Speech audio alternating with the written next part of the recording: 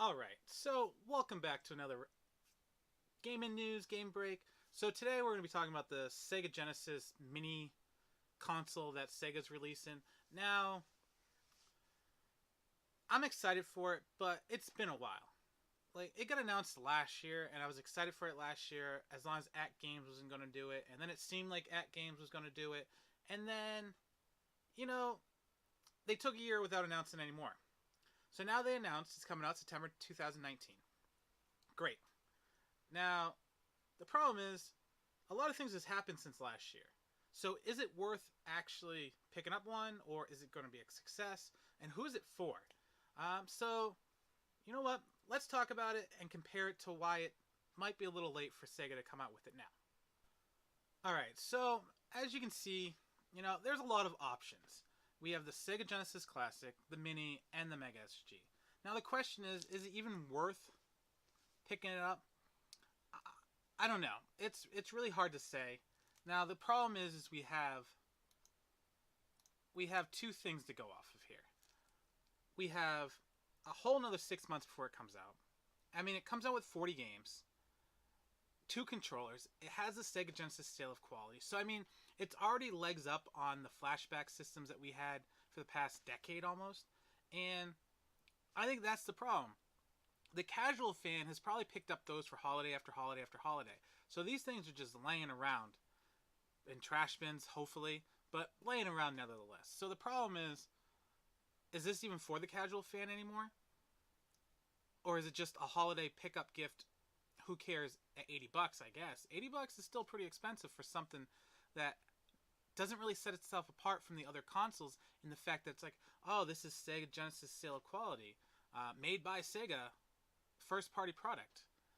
The problem is the casual fan has seen that Sega Genesis logo on all the other consoles, so they could just see it as, oh, another way for Sega to try to get money. So I don't know, for the casual fan, I think there's an issue. Because to me, the casual fan may like these games, but have other ways to play a lot of them over the time. Yeah, maybe a few of them are going to be unique this time around, but a few games out of 40 that you may already own if you've bought the other casual style consoles, plug and plays.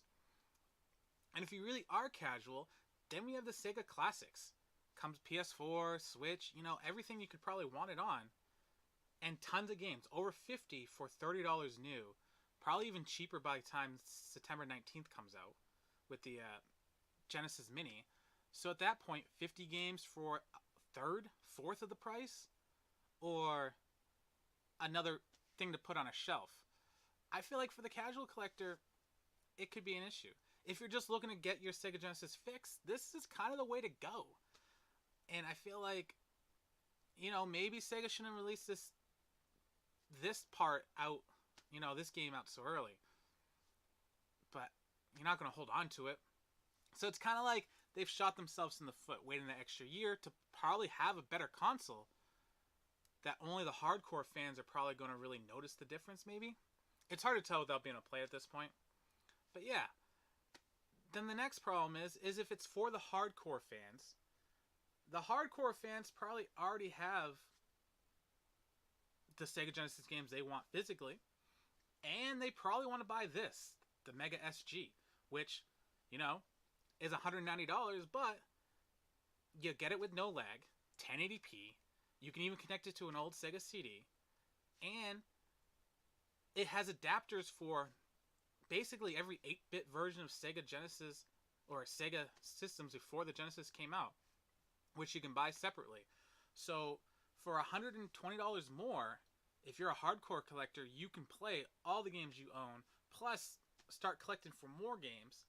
So that really leaves the question, is this a console for hardcore gamers, casual gamers, or just the Christmas shoppers? Now the problem is if it's just trying to get in on the whole Christmas vibe and, capture that quick sale, I don't think that's going to help sell the console enough to be like, oh, let's do a Sega Saturn, Sega Dreamcast, Sega CD, or Sega 32X add-on, or I don't know. It seems like they're in this weird spot, and it might be too little too late. If they came out a year ago with one, it probably would have sold well. But right now, I feel like the classics have lost their steam. I saw the Commodore 64 Classic, the C64 Mini, on Walmart's site now for like $40 the other day.